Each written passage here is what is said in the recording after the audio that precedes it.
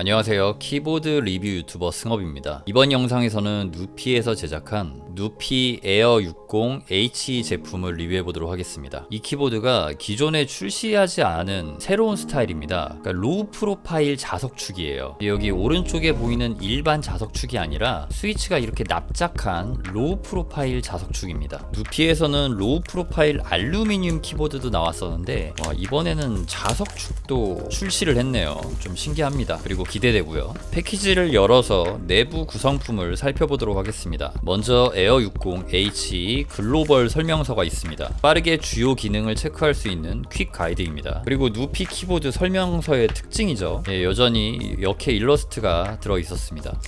누피의 키캡 앤 스위치 풀러, 굉장히 예쁘게 누피라고 이렇게 음각으로 파여져 있습니다. 그리고 USB A to C 타입 케이블이 들어있는데요. 이쪽에 C 타입 케이블은 이렇게 기역자로 꺾여져 있네요. 이번 제품은 액세서리들에 살짝 진한 연보라색이 이렇게 들어가 있는데 색상 배합이 누피는 정말 예쁘게 잘하는 것 같습니다. 와르르.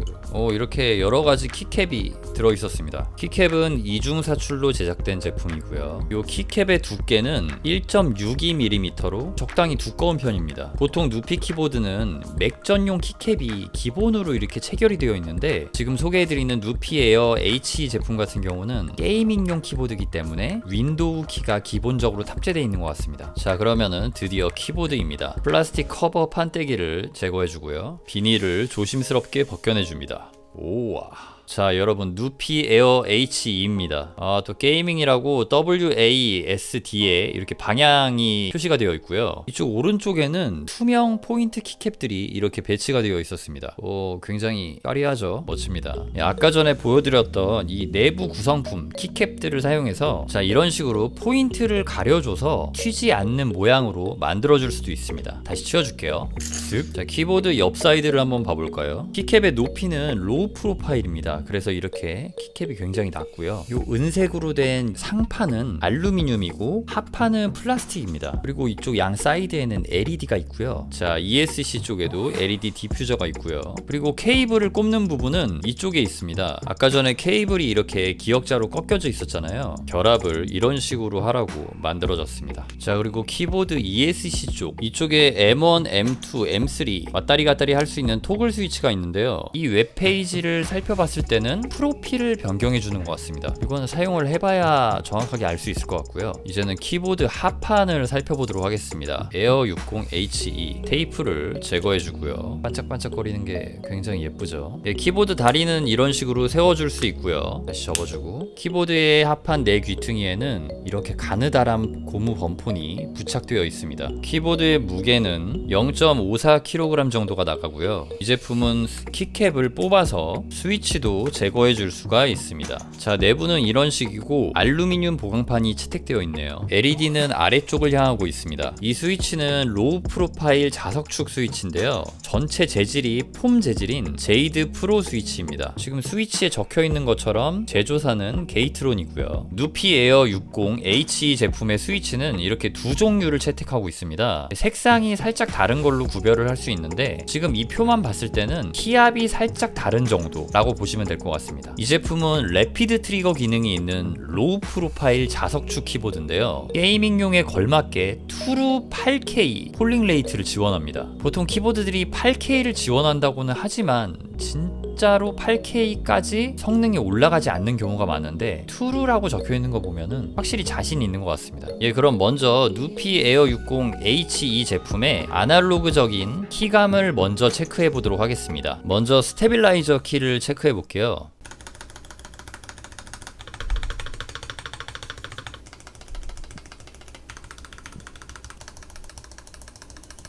굉장히 괜찮은 느낌입니다. 아주 좋아요. 스테빌라이저 세팅 상태는 너무 가볍지도 않고 무겁지도 않은 딱 적당한 느낌으로 상태가 굉장히 양호합니다. 아주 만족스러워요. 그러면 이제 타건 테스트를 바로 진행해 보도록 하겠습니다. 유선 키보드이기 때문에 케이블을 바로 연결해 줄게요. 이런 식으로 불이 들어오는데, 투명 키캡이라 가지고 살짝의 눈뽕이 조금 있습니다.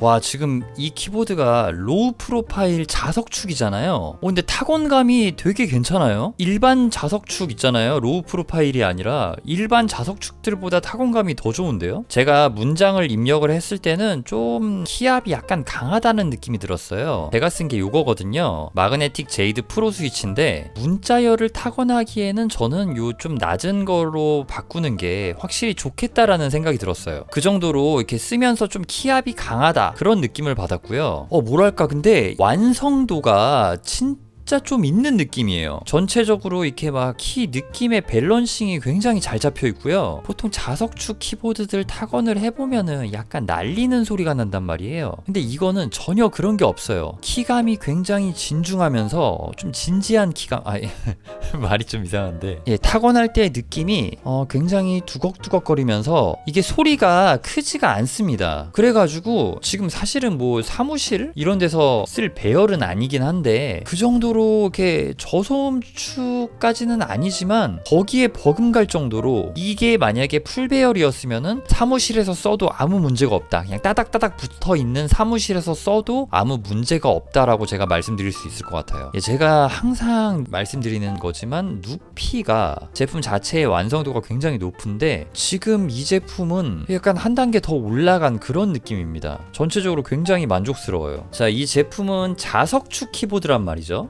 게이밍 전용 키보드이기 때문에 소프트웨어와 함께 게임 테스트를 진행을 해보려고 합니다. 이 제품 상세 페이지에서요, 이렇게 쭉 내려보면요, 이쪽에 외부로 갈 수 있는 링크가 있습니다. 이 링크는 제가 영상 설명란에도 넣어 놓겠습니다. 클릭을 하면요, 이런 식으로 화면이 나오는데 여기를 클릭해서 제품을 연결해 줍니다. 유선으로 연결을 해주셔야 돼요. 샬라샬라 적혀 있고요. 이거 뭐 업데이트를 하라는 것 같네요. 바로 업데이트 진행을 해주고요. 뭔가 좀 허접하지 않고 뭔가 완성도 있게 지금 진행되는 느낌입니다. 역시 누피다.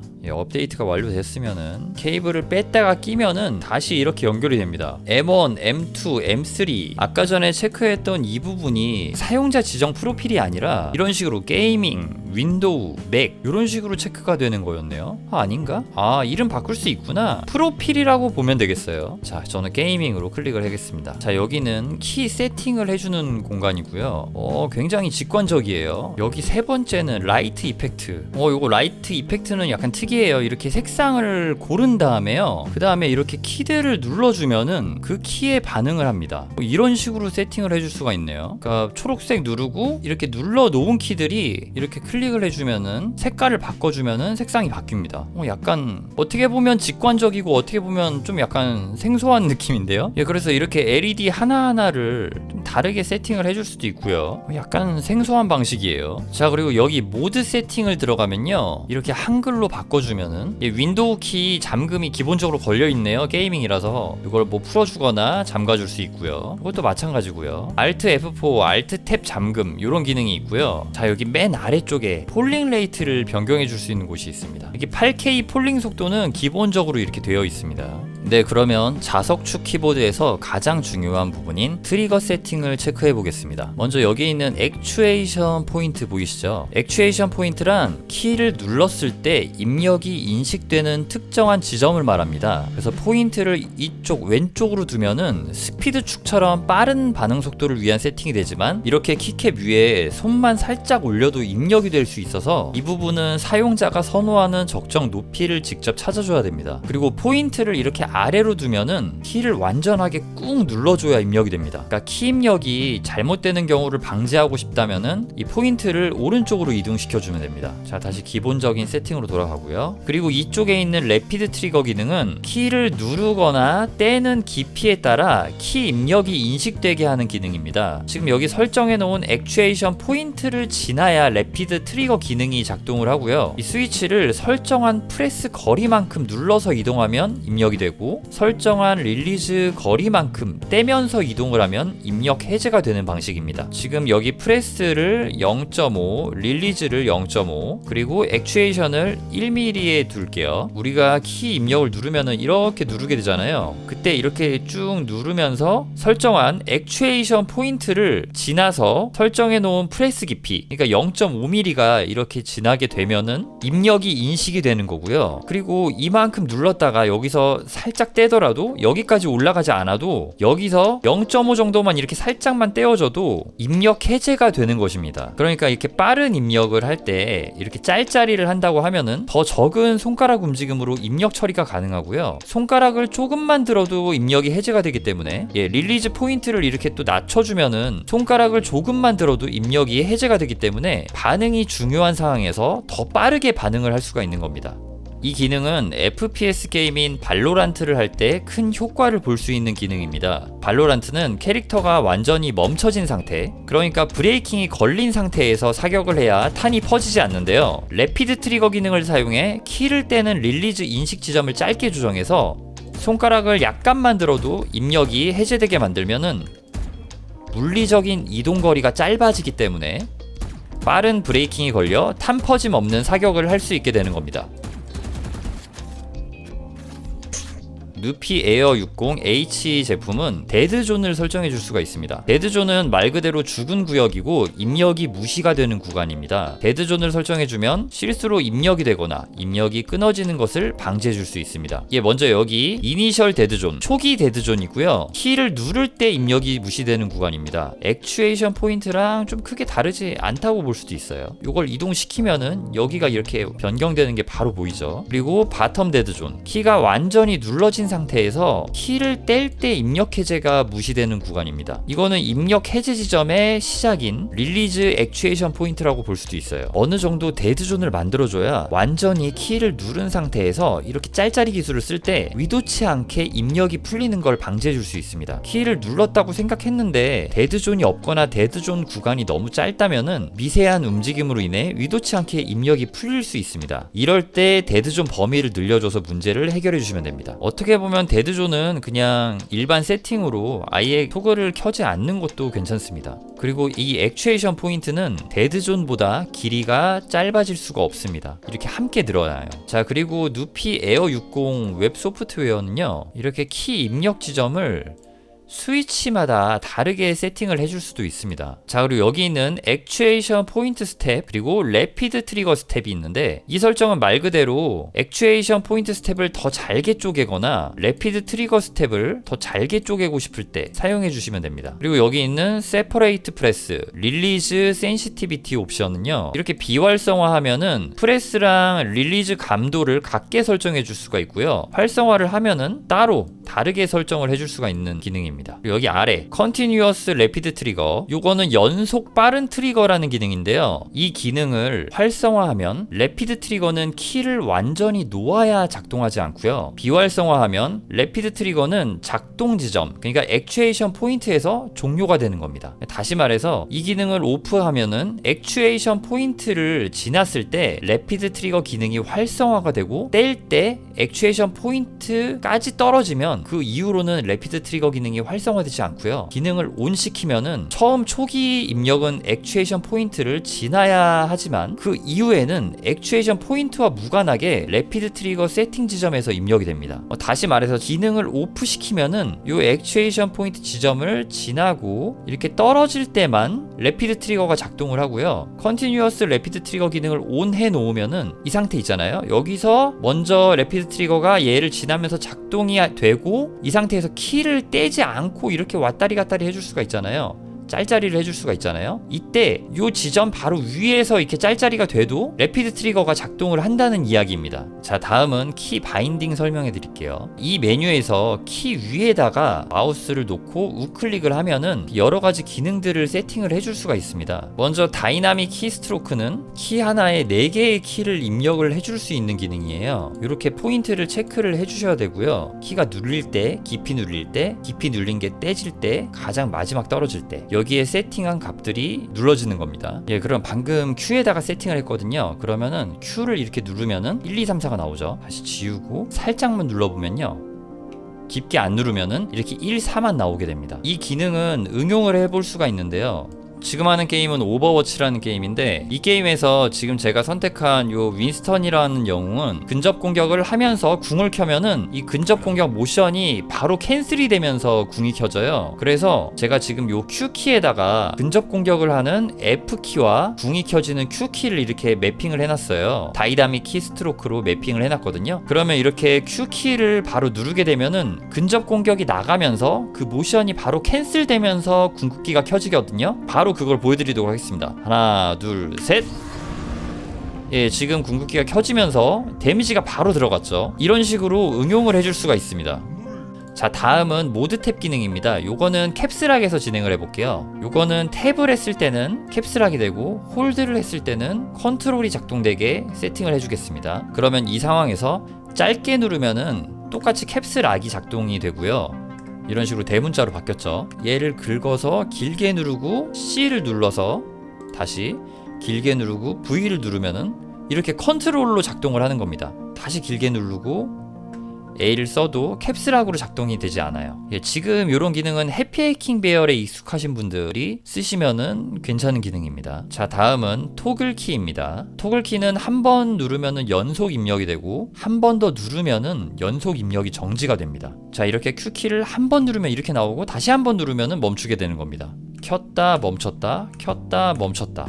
자, 다음은 래피드 시프트 기능 알려드릴게요. 래피드 시프트는 선택된 두 개의 키를 모니터링하여 더 깊이 눌린 키를 활성화시키는 겁니다. 자, 여기 키 2에는 D 키를 누를게요. 좌우 무빙을 할 때 보통 쓰게 되는 건데요. 자, 이렇게 세팅을 해놓으면은 요거는 예를 들어 A 키가 눌려 있을 때 D 키가 A보다 더 깊이 눌리면은 D 키가 활성화가 되고, D 키를 다시 놓으면은 A 키가 활성화되는 그런 기능입니다. 자, 물론 여기 트리거 세팅 이 두 버튼만 따로 설정을 해줄 수가 있거든요. 자, 아까 A랑 D 이렇게 세팅을 해줬잖아요. A만 눌러도 D랑 같이 이렇게 들어가는 겁니다. 그래서 세팅을 해줄 수가 있고요. 얘네들은 이렇게 따로 세팅을 해줄 수가 있는 겁니다. 이렇게 키별로 따로 세팅하는 건 원래 되는 건데, 얘네 둘은 이렇게 묶여서 작동이 된다는 거죠. 래피드 시프트 기능을 쓰면은 이렇게 된다는 말입니다. 지금 이 기능 같은 경우는요, 요 다음에 소개시켜드릴 SOCD 기능이랑 약간 비슷하긴 한데, FPS에서는 그럴 수 있지만요, 리듬 게임 같이 빠르게 키 입력이 반복되는 경우에는 순간적으로 키를 동시에 누르게 되는 경우가 있잖아요. 이게 또 물론 사용자마다 다르겠지만요, 근데 그런 미묘한 누름의 감 차이로 인해 오입력이 되는 거를 방지하고 원하는 키만 입력이 될 수 있게 하는 기능이라고 보면 될 것 같습니다. 자, 다음은 SOCD 옵션 체크해 볼게요. 요것도 똑같이 A랑 D 이렇게 세팅을 해주면 되겠고요. 여기 부분이 중요합니다. 한글로 번역을 하자면은, 자, 요 가장 처음 거 마지막으로 우선순위를 입력하세요. 파이널리 엔터 어쩌고. 요거는 두 키 중에서 가장 마지막에 입력된 키가 우선으로 입력이 되는 건데, 지금 제가 A 키는 떼지 않고 있었죠. A 키를 떼지 않고 D를 누르고